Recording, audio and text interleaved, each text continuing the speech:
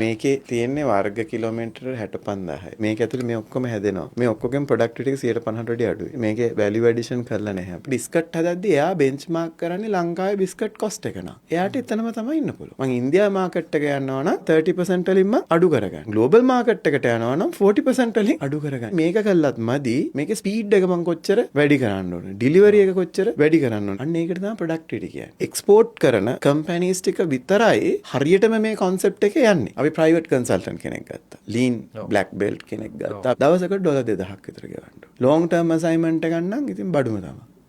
හරිද? දැනුම කියන එකත් හරි ගණන්. ඉතින් අපි දැන් ආණ්ඩුව විදිහට හිතනවා අපේ ලීන් සර්ටිෆයිඩ් කන්සල්ටන්ට්ස්ලා 100 ගාණක් ඉන්නවා අපි ගාව. කවුද මේ මැච් එක ගහන්න කැමති?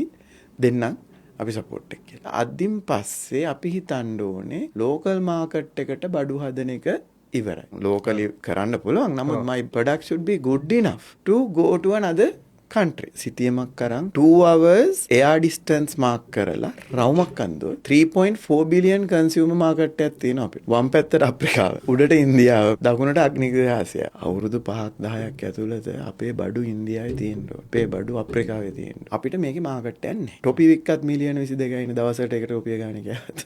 SMEs වලට ප්‍රොඩක්ටිවිටි වැඩි එකත් වෙන්නේ මගේ ඩ්‍රීම් එකේ තරම අනුව. භාණ්ඩාගාරේ දුවන්නේ ඉම්පෝට් එක්ස්පෝට් වලට ගහන ටැක්ස් එක. ඇත්තටම රටක් දුවන්න ඕනේ එකකින් නෙමෙයි. නේද කියන්නේ කස්ටම්ස් එක 2 ට්‍රිලියන් කරා. ඒ කියන්නේ කෙලව වෙනවා.